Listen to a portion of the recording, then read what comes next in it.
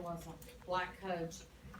There was segregation in it, that blacks and whites can't, black people can't go into public places or whatever. There were those aspects, but the bulk of it was about keeping African Americans under economic control. I liked on the John Green video that he said it replaced slavery with a kind of serfdom. You could no longer be sold if you were a slave. You could no longer have your children sold out from under you. Some of the most horrific things that we know about from slavery. But you still had to sign those work contracts where you agreed to work probably for a pittance. And if you didn't have a contract, you went to jail. And so people, African Americans, have to sign. I don't know, Justin, I didn't know about a meeting. And so I don't, Where'd they go? I don't know. Okay. I'm lost. These were efforts, and we saw that, the document we saw today. Why do you think a black code in that one parish in Louisiana would ban ministers from moving freely? Why do they feel the need to call out ministers? It's part of the new African American culture.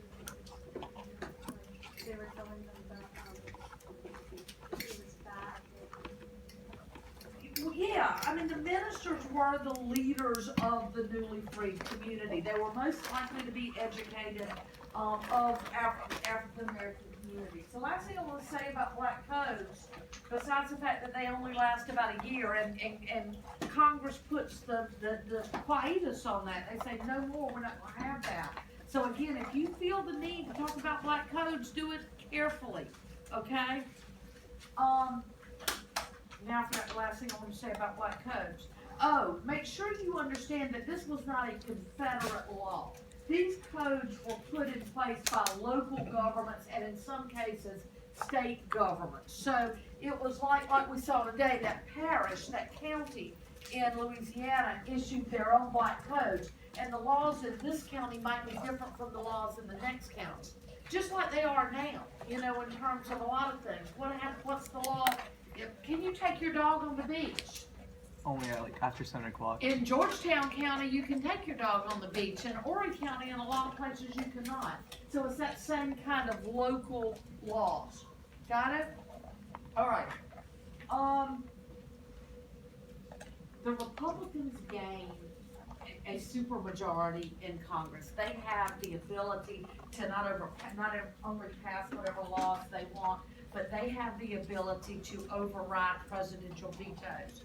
Just like we talked about Tyler this morning, that Tyler was an accidental president who wasn't really a Whig. Andrew Johnson is elected with Lincoln and the Union Party in 1864. He is not a Republican. He was a Democrat. He was a Jacksonian Democrat from Tennessee. Does that make sense? And now you've got this Southern, Tennessee seceded, if you remember. This Southern, he didn't want to secede, Andrew Johnson didn't.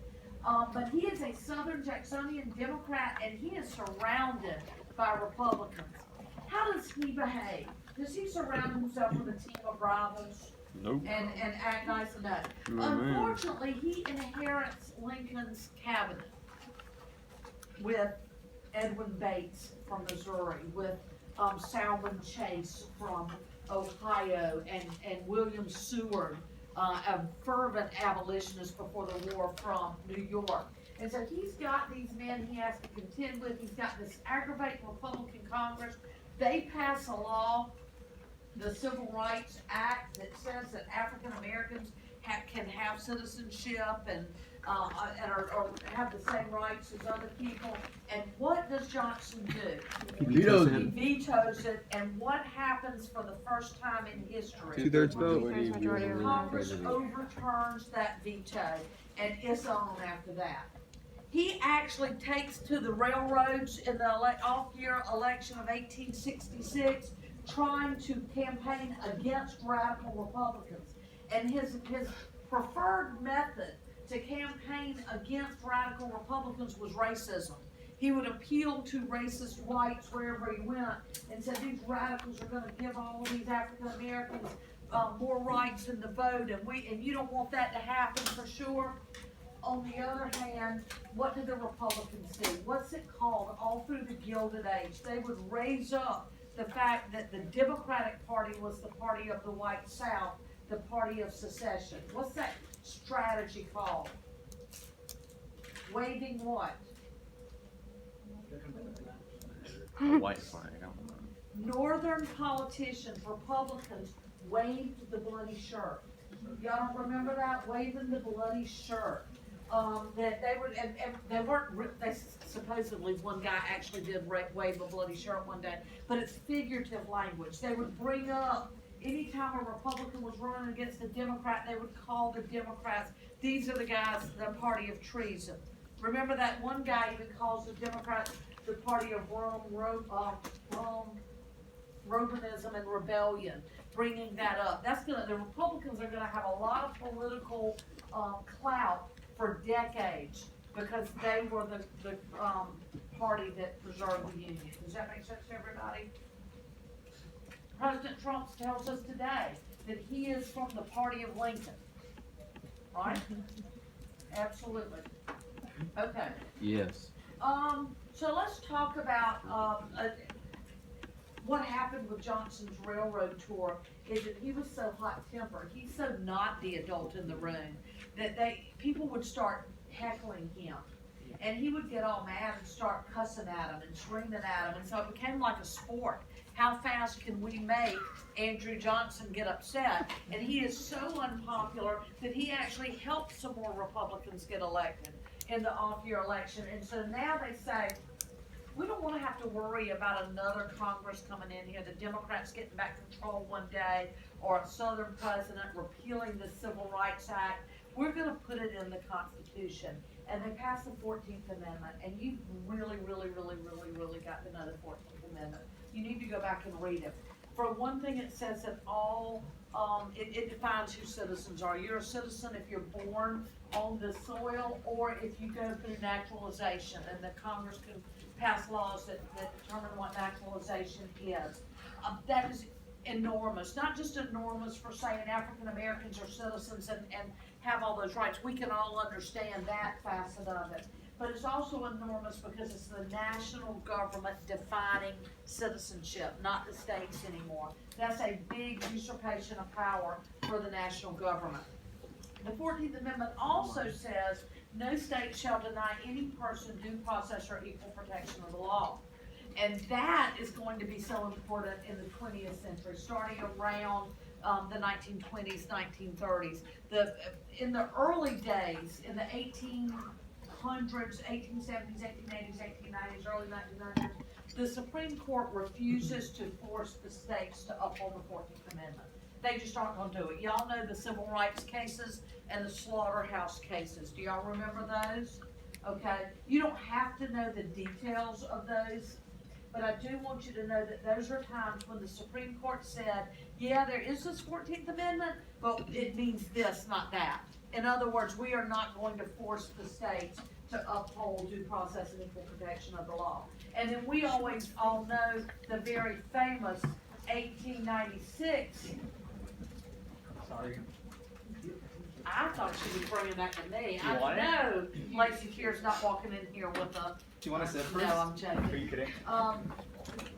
Where was I? What is the 1896 case we know? Plessy v. Ferguson, where they not only don't uphold it, they say separate is equal. Separate but equal is okay. So we know that. Yes. Oh gosh, 66 is passed, I'm pretty sure in 66. I don't know the ratification, 66 or 67. Okay. Then we have the election of 1868. Tell me the one reason that Ulysses S. Grant wins this very close election. A Democrat almost wins. And believe it or not, that's not even it.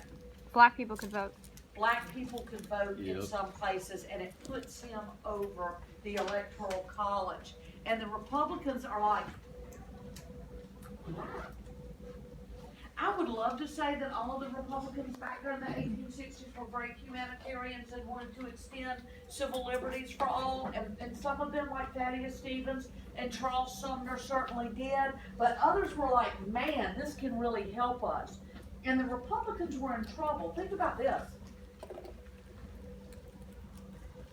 When the southern states started coming back in the Union and when slavery was repealed with the 13th Amendment, something else was repealed from the Constitution. What was it? The fugitive slave. What? The fugitive slave law. The Three-Fifths Compromise was ended.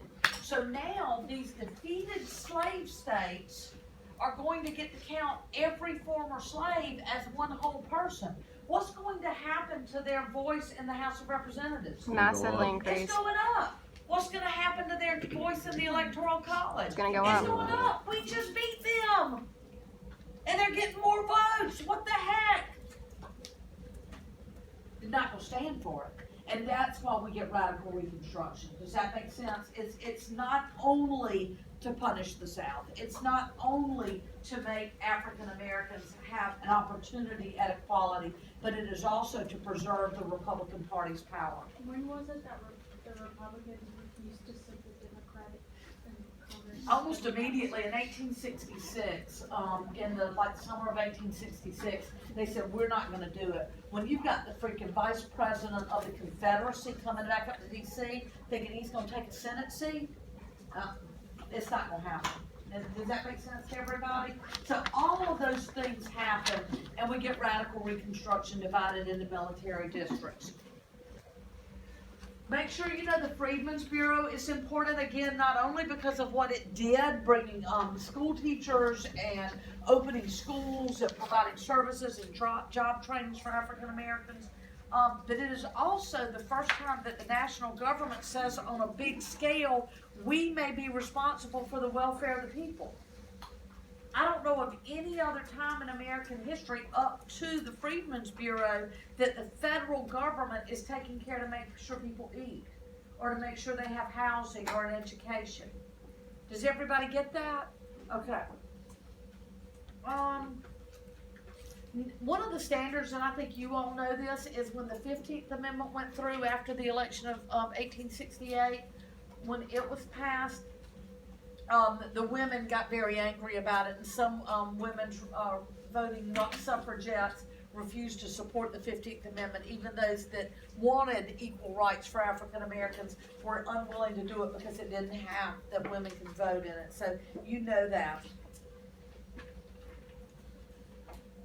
Understand that there is no real economic revolution in the South. Yes? Wasn't the 15th they were mad about it because it explicitly said for the first time that women couldn't vote? It doesn't say women can't, but it says all males can. That's what I mean. Like, Yeah, for the first time in actual legislation, women were given denied. yeah, and it's definitely the first time that there's federal legislation. I'm sure that like the state of South Carolina had said only males, but this is the first time that the federal government is saying it, and they definitely are explicitly saying males. They purposely didn't want women in there, so yeah, absolutely.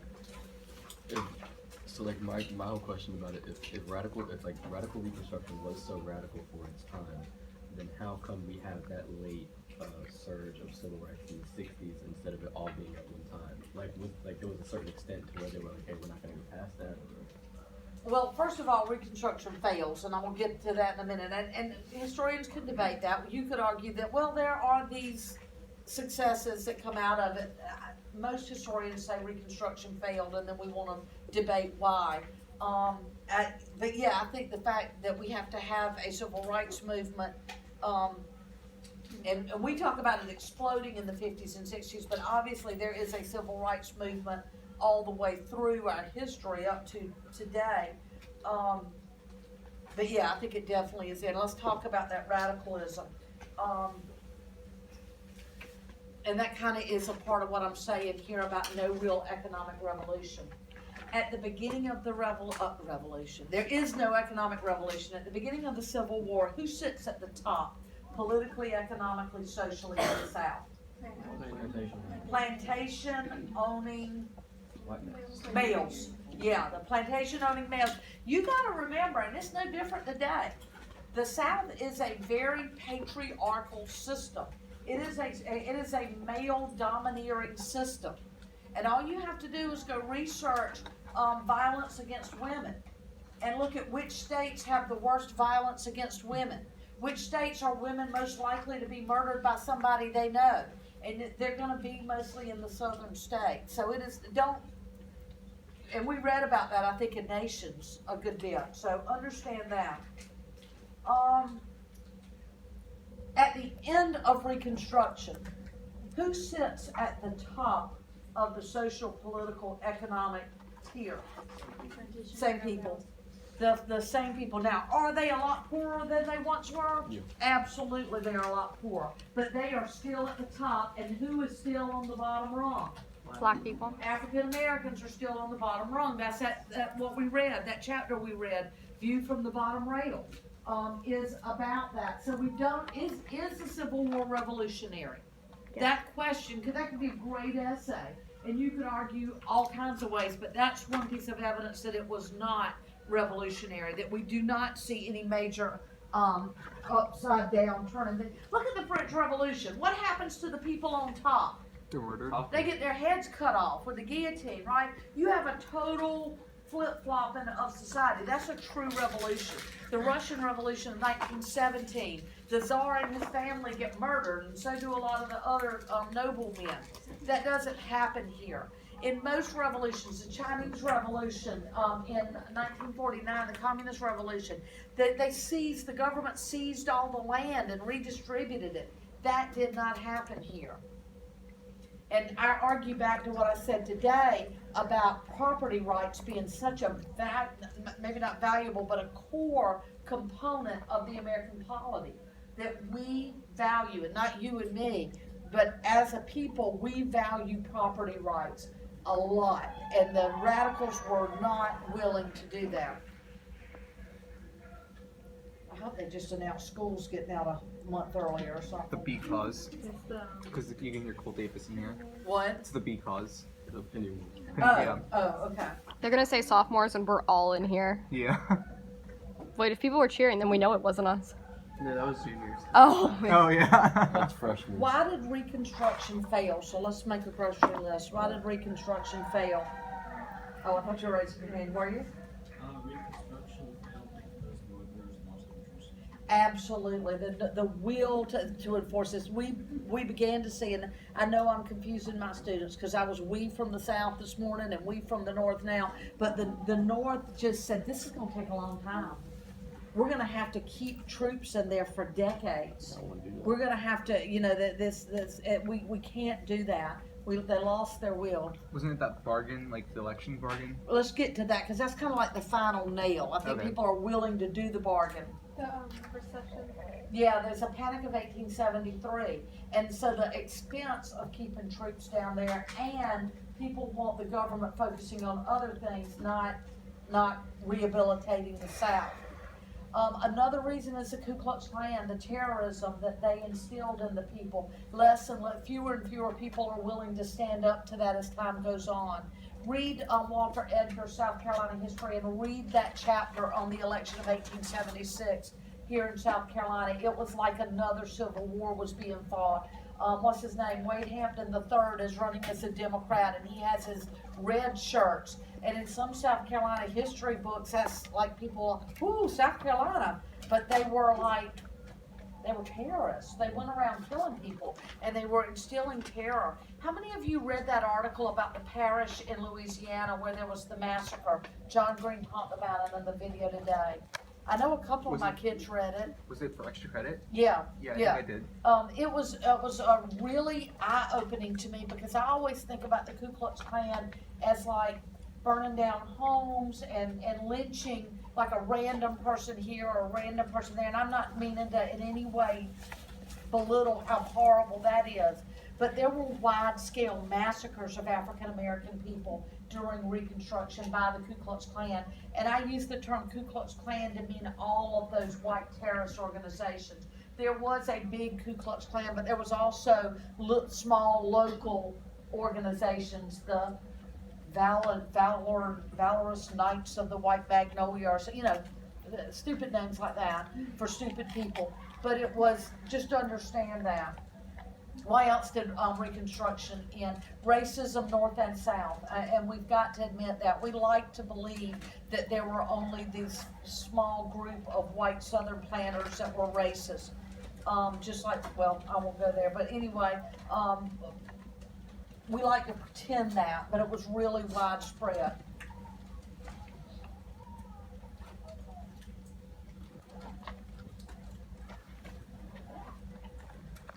What was field order number 15? Give, it was Sherman to give it. Sherman, early in the war, and y'all probably learned this in South Carolina history. The Confederates are defeated down here, and the Union Army, even before Sherman, takes control over this area between Charleston and Savannah and these Sea Islands, and he ran off the white planters, and he gave land to a lot of different African American families, and that was what a lot of people believe should have happened widespread. That these people that started the Civil War, that were treasonous against the United States government, should have had their land seized and should have had that land redistributed among the people. But we go back to those property rights. Does that make sense?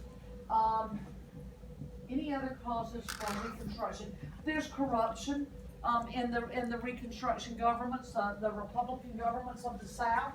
I don't want to belittle that either. Southerners act like this is the only place where there was corruption. You know, that those dang Yankees came down here and just tried to steal all our wealth from us. But the reality is there was corruption. Remember, this is the Gilded Age. We're in the middle of the Gilded Age. That's Boss Tweed stealing up a storm in New York. And machine politics are going on. Again, I don't say that to belittle it. I want to talk very briefly about the state constitutions. That makes sense, doesn't it? That every state had to go back and write a new constitution, one that did not have slavery, one that upheld the 14th Amendment to get back in the Union. And here are some characteristics of those state governments that were created during Reconstruction. One is women got more property rights, and the right to sue people. In almost every state expanded the rights of women. Now, not far enough to vote or anything like that, but Southern women finally caught up to Northern women in those kinds of rights. That the Northern women had gotten them back before the Civil War. So we have that. These Republican governments built a lot of infrastructure. They built railroads and telegraph lines and bridges. My little town of Holley was created during the 1870s when the railroad connected Charleston to Columbia, and it went through there. Does that make sense? So we see that. We begin to build special asylums for the mentally challenged, the blind, the deaf, special places where they could receive services. Public schools. For the first time, most southern states, the one you're living in right now included, had widespread public schools. For the first time, black and white children could go to school. They couldn't go to school together. Most of the schools were segregated, but at least there were public schools. It took the Yankees coming down here to make us have it, and I'm being kind of funny, but I'm kind of not. Because what happened is those southern white planter elites were not in office, and they were the people who wouldn't spend the money on public schools. They were the people who could afford private education for their children. They were the people who benefited from an uneducated mass, be they black or white. And I'm channeling a little bit of Howard Zinn right there, but you get it.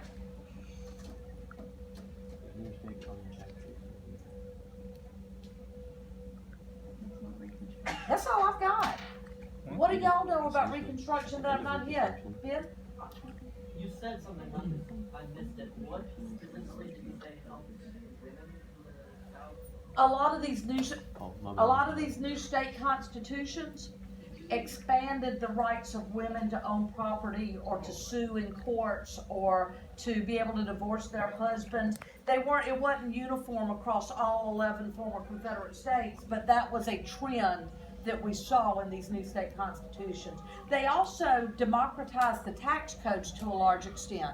The tax codes in a lot of those southern states, including South Carolina, heavily favored the rich. someday when we have time to chat, I would tell you why I believe South Carolina's tax code still does heavily favor the rich compared to other state constitutions. But we made it fairer. We made the taxes fairer. Does that make sense? About the credit mobility scandal? Yeah, I personally, that's definitely during this time period. I always just do kind of reconstruction, deal with the Civil War. But the Credit Mobilier scandal is, what's that, 1872 or something? Something like that. Anybody know? No. Anyway, it's under grant. If they were building a railroad, a federally funded internal improvement, they're building a part of, it's not the Transcontinental Railroad, but another railroad system. And there was massive corruption. And what the Credit Mobilier company did brilliantly so that they wouldn't get in trouble is they corrupted the United States Senate. Remember? One of them, it comes out 10 years down the road, is James Blaine. Remember when he's running for president? And he signs, burn this letter, and it comes forward because the person didn't burn it. It was over that scandal, but that's a big, deep economic scandal that went all the way to the Senate, to the United States Senate. Which president's election had the one slogan that was like "Mall, Mall" or something? That's 1884. That's Grover Cleveland, and Grover Cleveland versus James Blaine. I just thought of something else from. Oh, who are our presidents during Reconstruction? We've got Lincoln, Johnson, Grant, Hayes. and Hayes. Rutherford B. Hayes is elected in that 1876 election, where South Carolina, Florida, and Louisiana do not have. We disagree. We have elections come back. The Democrats say they won South Carolina. The Republicans say, oh no, we won South Carolina. We got to go. And so what do you do when a state can't agree on who won its election House and who gets Representatives. its electors? It